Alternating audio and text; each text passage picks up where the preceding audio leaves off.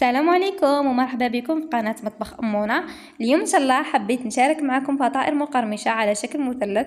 هاد الفطائر بزاف بنان بعجينة خفيفة وقطنية وحشو ما يجيش ناشف، يجي مشمخ ومفرمج يقطر بالبنة ويقطع كمية ما شاء الله. كملوا الفيديو للأخير وما تبخلونيش بهذيك الجمخياتي في الفيديو، ونروحوا نتعرفوا مباشرة على الوصفة. في مقله درت شويه نتاع الزيت وربع سنات كبار نتاع الثوم، وعندي نص صدر دجاج مطحون. تحبوا ديروا اللحم المفروم، ونديروا التوابل كزبر والكمون والزعفران والملح. وعندي هنايا حبه بصل كبيره مطحونه، وعندي كميه نتاع الزيتون الاخضر وكميه نتاع المعدنوس مقطعه رقيق. نقعد نحرك فيهم فوق النار حتى وين يطيب لي هذاك الدجاج ويطلق لي البنه مع هذاك البصل والتوابل. وهنايا بعد ما طيبت الدجاج نتاعي دروك راني رايحه نزيدلو كاس الا ربع نتاع البيشاميل باش ما يجيناش الحشو نتاعنا ناشف. نقعد نحرك فيه فوق النار، ما تخليوش بزاف فوق النار، غير قسم يتخلطوا فقط. وبعد تيك راني رايحه نطفي عليهم.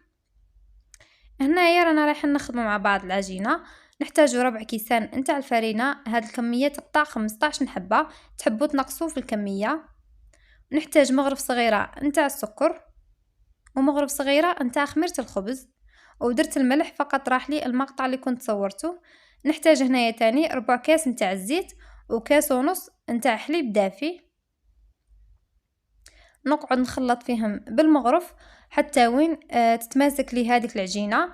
وبعد تيك راني رايحه نكمل بيديا باش نعرف القوام تاع العجينه.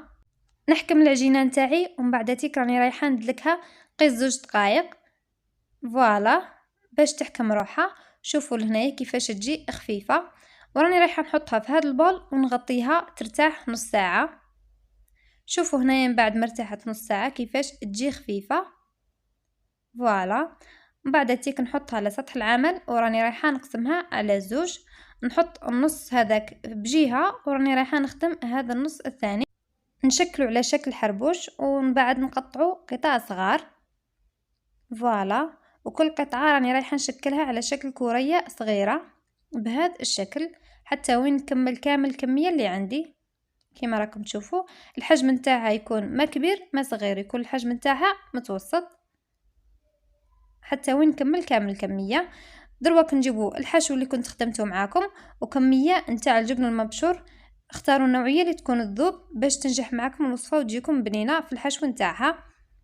نحكم هنايا قطعة نتاع العجينة وراني رايحه نحلها بالحلال، ونحكم كميه نتاع الحشو ونحطها في وسط العجينه.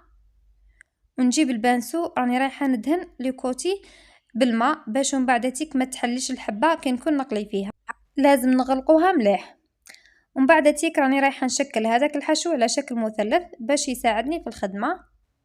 ونجيب الجبن المبشور راني رايحه نحطه فوق هذاك الحشو، ونحاول نغلق العجينه نتاعي على شكل مثلث بهذه الطريقه.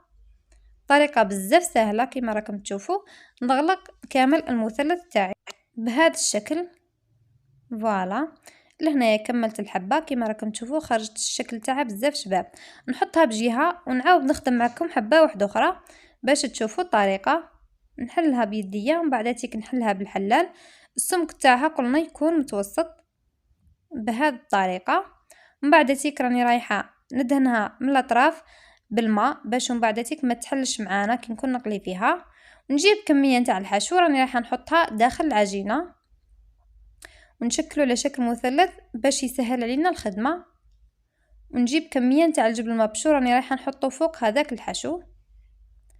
ومن بعد رانا رايحين نغلقوا العجينه نتاعنا كما راكم تشوفوا على شكل مثلث بهذه الطريقه اللي هي بزاف سهله كما راكم تشوفوا معانا فوالا. هنايا كملت معكم هاد الحبة. نقعد نخدم في كامل الكمية اللي عندي بنفس الطريقة حتى وين نكملهم. نحط هاد الحبة بجهة. وهنا بعد ما كملت الكمية تاعي كامل هنايا عندي 2 حبات تاع بيض كنت خفقتهم، وعندي كمية تاع الخبز اليابس. نجيب الحبة تاعي نرمدها في البيض ومن بعد تيك في الخبز اليابس بهذه الطريقة حتى وين نغطيها كامل بهذيك لا شابلوغ فوالا كما راكم تشوفوا. نعاود نخدم معكم حبة واحدة اخرى راني راح نحطها في البيض ومن بعد تيك في الخبز اليابس بهذه الطريقة فوالا. حتى وين نغطيها كامل بهذاك الخبز بنفس الطريقة اللي خدمنا بها الحبة الأولى، حتى وين نكمل الكمية كامل اللي عندي. هنايا في مقلة درت كمية نتاع الزيت سخن، نحطو هذوك الحبات تاعنا يطيبوا. لازم النار ما تكونش قويه وما تكونش ناقصه، باسكو كان ديريها ناقصه راهي رايحه تشرب لك الزيت، ولو كان ديريها قويه راهي رايحه طيب لك من الفوق وتقعد لك من الداخل خضره كما راكم تشوفوا حتى وين يحمروا لي. بعد تيك راني رايحه نحيهم، نقعد نقلي فيهم حتى وين نكمل الكميه كامل اللي عندي. هنايا من بعد ما كملت قليتهم كامل، شوفوا كيفاش يخرج الشكل تاعهم.